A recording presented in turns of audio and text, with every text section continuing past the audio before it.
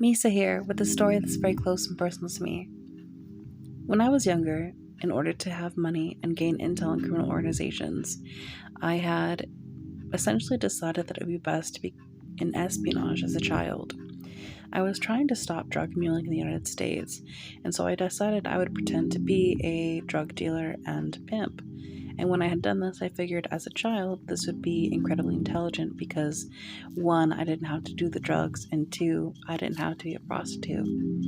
However, due to what espionage had become, I ended up, you know, doing several drugs and as well being raped several times.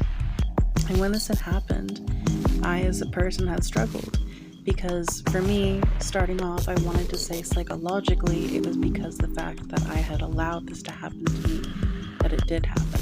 And to a degree, that is true, but it doesn't change the fact that I was raped.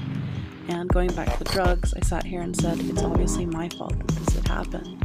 But when I look at the psychology, this is where I, as a person, had noticed what it meant to be someone to whom I was a drug addict. This person is desperate, and I felt desperate in my own right, but in a much different way. And the ramifications of me having done the drugs, specifically the meth, was cancer. And so it's a very scary topic, but I do have a ton of cancer in my body. And this is, like when I say a ton of cancer, I don't have a lot to the point it impairs my body. And every physician I talk to, the more I talk to them, the way they talk about it, I am completely fine. But these abusers have tried to prolong my abuse in life so that I can't survive. When I was a child, several of us speculated I had 20 years of untreatable cancer that I could survive. And when we speculated 20 years, these abusers then had pushed out drama for 20 years, hoping that I would die of cancer in front of my husband. And really, this topic goes into play in the fact that these abusers are desperate to find a place where we would die. And this is where I thought it was kind of punitive of them, especially given the recent events. Because all I could sit here and think was, they didn't win anything.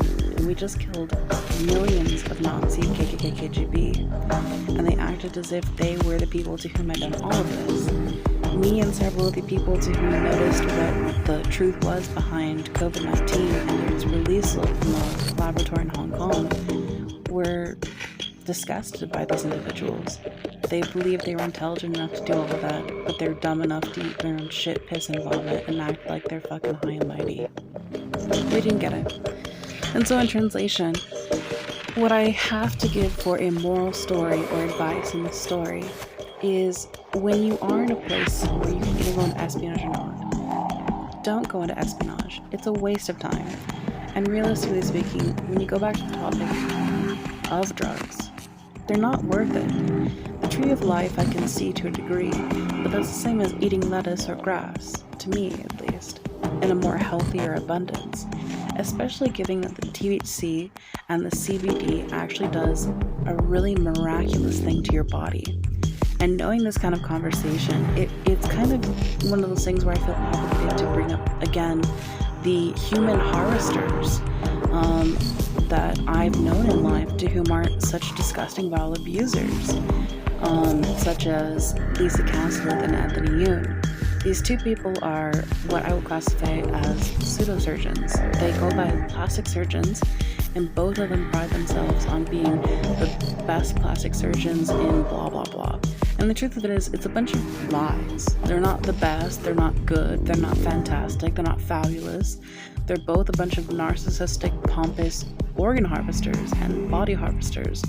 They're both people to whom had sex changes via harvesting the body parts of another person and then turning back into the world and lying about who they were with doppelgangers. They are skinwalkers. And so really, you could speculate that the reason that I have even attempted this espionage was to stop skinwalkers. So, that is the sad truth. I, Misa, have cancer.